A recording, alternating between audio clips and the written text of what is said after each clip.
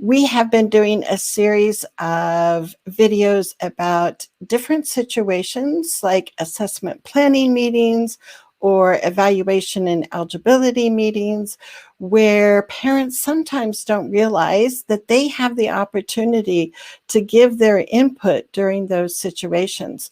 Now, we are going to be talking about a third and a fourth situation today where you might not realize the power of your voice. So let's go over here and look at that third situation. This is the release of information.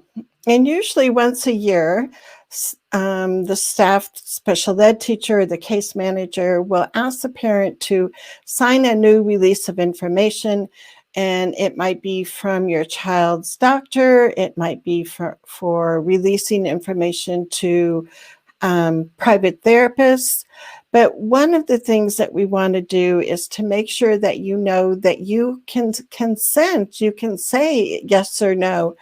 And it's really important that you do not have just this blanket open-ended release of information.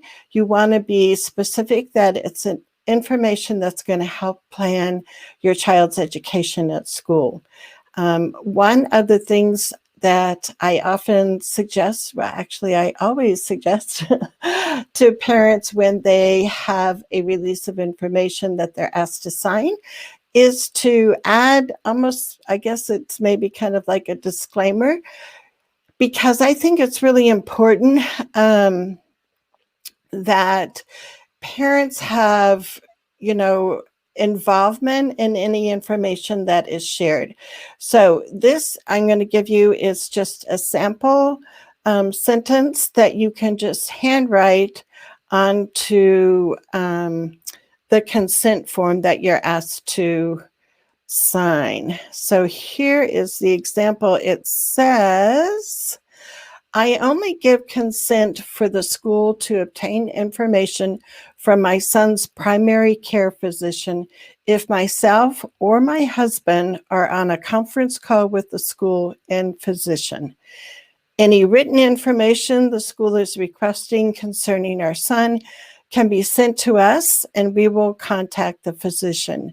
We will provide information that pertains to our son's education. So it's not that we are trying to, not allow conversation between outside providers in the school, but we want to do it in a proactive way where you are involved in that. The reason why I feel like this is so important is because there have been times where schools have contacted, either a private therapist, a counselor, a doctor, and had a conversation with them on the phone. And then when you come to the meeting, the special ed teacher will say, well, when I talked to the counselor said, XYZ. And you're like, what? No, my counselor would never be saying that. And it becomes this he said, she said situation. So after years of advocacy experience, I figured out that it would be better if we say, it's fine. We just want to be on the phone call when you talk to the person, or if there's certain written information you want to request from that person, let us know and we will get the information. You want to be able to have input into what gets shared and what does not get shared with staff at school. So that release of information is a really important document. And the other thing, here it is in larger print, is to make sure if you agree to releasing that information with your disclaimer there, that you sign it and date it and ask for a copy of it. Just make it a habit that whenever you sign paperwork at school, that you ask the school for a copy of it. You always want to keep that for your records. So it's just, like I said, kind of a good habit to get into. The other thing for you to know is that you can revoke your consent. So If down the road you decide, one, we don't use that therapist anymore, or two, I don't think we need to continue this, you can revoke your consent. The caveat to it is if the school has already received input from outside people when you had your consent, then they can't take that back, right? They already have that. But going forward, they would not be able to contact those people or get any new information from them. So know that you always have that opportunity to revoke your consent. So let's look at the fourth situation where sometimes parents don't realize that they have input into a situation. And this is when you get a written invitation to a meeting and the date and the time of the meeting is already selected. You want to make sure that you know that it needs to be a mutually agreed upon time and place for the meeting. So know that you can say, I'm sorry, this date, this time doesn't work for me. You can give suggested dates and times that you're available, but don't feel pressured just because the date is already set there on the invitation that's what you have to do. You do get input into that also. And then the other thing to know is that especially now, right, we're having more virtual meetings. So the IEP meeting, the evaluation team meeting, all of those things might be virtual meetings. And that's something that you can arrange too with the staff. So look at all these new chances you get, right?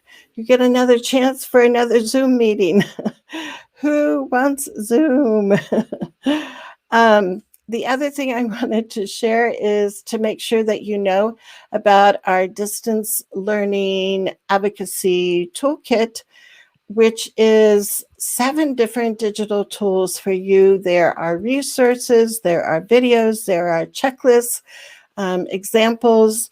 There are one of the popular tools, I think, is the template that I have for parents on how to write effective emails. And I give you a template showing 6 different sentences you always want to make sure you have in your emails. And I have several, I think dozen or more examples of emails that you can send. There's information in there about making distance learning more inclusive, about giving your child more voice, and some do's and don'ts about virtual meetings. Altogether, 7 different tools that you can tap into and use. You just need to go to the site iep.today /GetDLToolkit, and you can grab one for yourself. So this ends our series on parent input and making sure that parents understand the different opportunities besides just IEP meetings where you need to be involved in discussions and decisions. So I am Charmaine Tanner. I'm very appreciative of you and the work that you do speaking up for your child. And check the comments because there will be additional resources and links that you can tap into. So until our next time, you guys take care.